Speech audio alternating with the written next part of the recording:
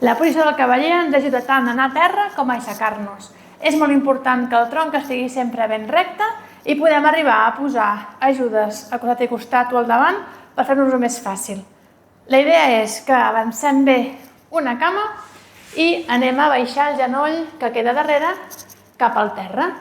Intentem bufar mentre fem els esforços, per tant hauré agafat aire quan estava dalt, bufo mentre baixo. Aquí puc agafar altre cop aire i bufo.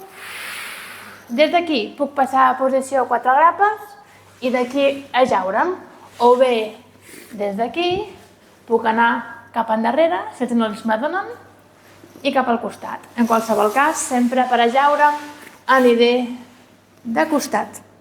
Per aixecar-me, similar, em poso asseguda i de seguda em poso de genolls, o bé, a mesura que vaig pujant, em poso de 4 potes.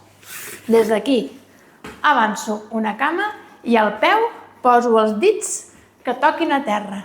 I des d'aquí, mà a la cuixa o mà als recolzaments que hauria posat que no tinguin rodes a costat i costat, o en un costat una cadira i a l'altre la mà a la cuixa, agafo aire i quan bufo vaig cap endavant. Important que el pas vagi cap endavant. Si intento anar cap endarrere, no em podré aixecar. Repeteixo.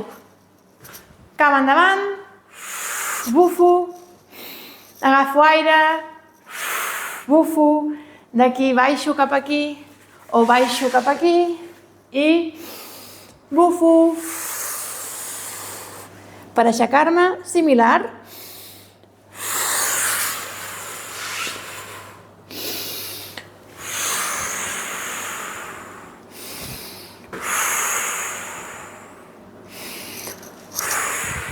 Aquí ho he fet de pressa, però ho pots fer tot el lent que necessitis.